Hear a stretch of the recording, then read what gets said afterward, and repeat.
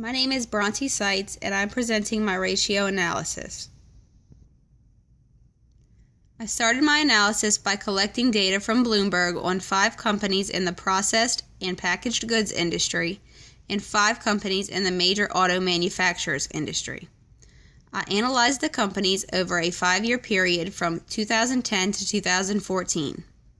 The 5 companies that I chose to analyze in the processed and packaged goods industry are Campbell Soup Company, General Mills Incorporated, the Kellogg Company, McCormick & Company Incorporated, and the J.M. Smucker Company. The 5 companies that I chose to analyze in the major auto manufacturers industry are Ford Motor Company, General Motors Company, Toyota Motor Corporation, Honda Motor Company Limited, and Tesla Motors Incorporated. I chose to analyze the top 2 companies in each industry, and I selected them by graphing all 5 companies in each industry on the efficient frontier. I used ROE as my measure of return and the equity multiplier or leverage as my measure of risk. Here you can see the efficient frontier for each industry in 2013, but to select the top 2 companies, I actually graphed the efficient frontier for all 5 years and selected the 2 that were on it most consistently. In 2013, the 3 companies on the efficient frontier in the processed and packaged goods industry were the Smucker Company, McCormick, and Kellogg's. But the 2 that were on it most consistently were the Smucker Company and McCormick. The 3 companies on the efficient frontier in the major auto manufacturers industry were actually Honda Motor Company, Toyota, and Ford. But the 2 that were on it most consistently from 2010 to 2014 were General Motors and Honda Motor Company. McCormick & Company and the Smucker Company both have sufficient current assets to cover their current liabilities, so they do not have any short-term solvency problems. McCormick had a very consistent amount of inventory, accounts receivable, and cash from 2010 to 2014. It may need to hold a little more cash on hand, but the company appears to be operating very efficiently.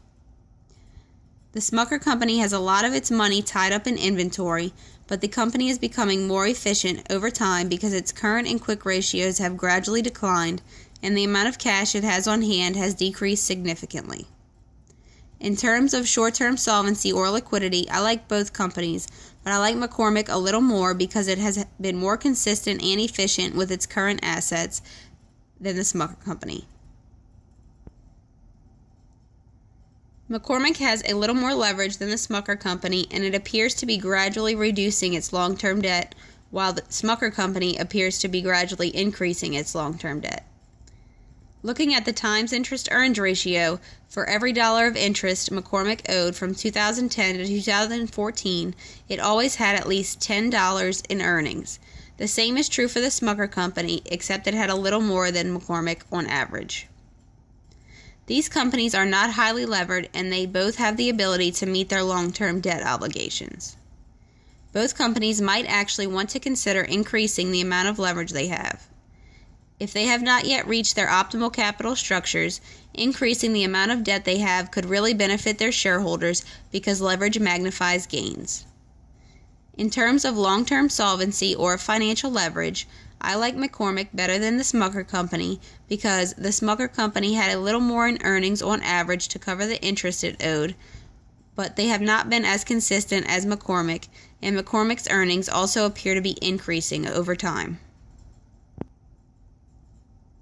From 2010 to 2011, McCormick's ROE decreased. It decreased because the company was paying more in taxes and interest, but the decrease was driven by the company's lower EBIT margin. If its leverage and its EBIT margin would have remained constant, its ROE would have been 25.56% in 2011. From 2011 to 2012, McCormick's ROE increased, but it was driven by leverage. This is evident because its EBIT margin and its total asset turnover both decreased. If its leverage would have remained constant, its ROE would have decreased to 24.25% in 2012. From 2012 to 2013, McCormick's ROE decreased. Although the company reduced its leverage, Its lower EBIT margin and total asset turnover drove the decrease because if its leverage would have remained constant, its ROE still would have decreased to 22.73% in 2013. From 2013 to 2014, McCormick's ROE increased. It was primarily driven by the increase in its EBIT margin, but if its taxes would have remained constant, its ROE would have only increased to 22.22% in 2014. Overall, McCormick's ROE only increased as the result of the company's performance in 2014. From 2010 to 2011, the Smucker Company's ROE decreased. It was primarily driven by the decrease in its EBIT margin, but the company also reduced its leverage and it was paying more in taxes and interest. If its leverage, taxes, and interest would have remained constant, its ROE would have only decreased to 9.40%. From 2011 to 2012, the Smucker Company's ROE decreased. It was driven by the decrease in its EBIT margin because if it had remained constant, its ROE would have been 10.01% in 2012. From 2012 to 2013, the Smucker Company's ROE increased.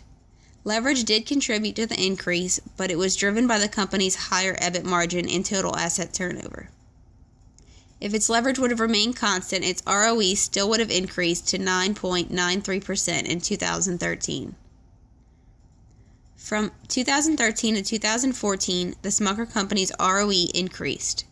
A portion of the increase was because of the company's increase in leverage and its higher interest and tax burden, but it was driven by the increase in its EBIT margin. If its leverage, interest, and taxes would have all remained constant, its ROE still would have increased to 10.59% in 2014. Overall, every time the Smucker Company's ROE increased, it was a result of the company's good performance.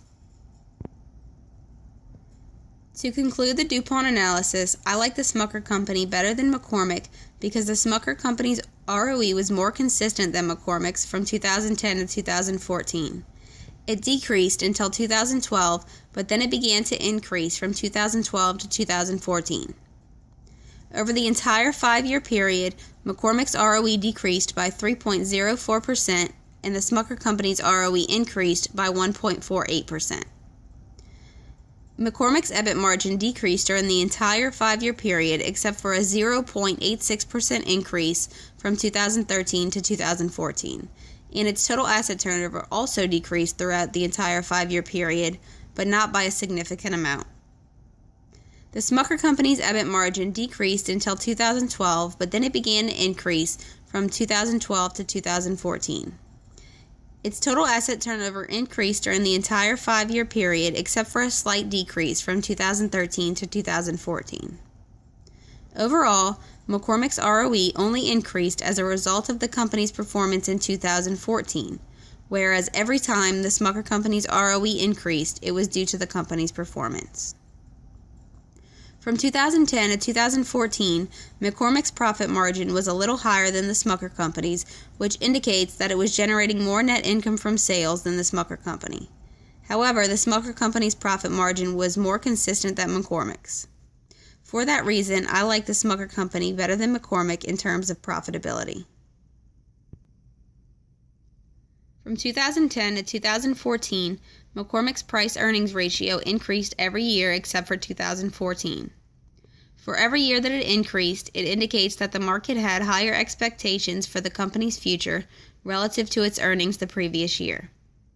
From 2010 to 2014, McCormick's market-to-book ratio increased every year except for 2013. It increased from 4.03 in 2010 to 5.33 in 2014, indicating that the company is becoming more efficient with its shareholders' money over time. In 2014, for every dollar shareholders put into the business, the market expected McCormick to generate $5.33 in cash flows. From 2010 to 2014, the Smucker Company's price-earnings ratio increased every year except for 2014. This shows that the market's expectations for the company's future growth were increasing over time. From 2010 to 2014, the Smucker Company's market-to-book ratio increased every year except for 2014.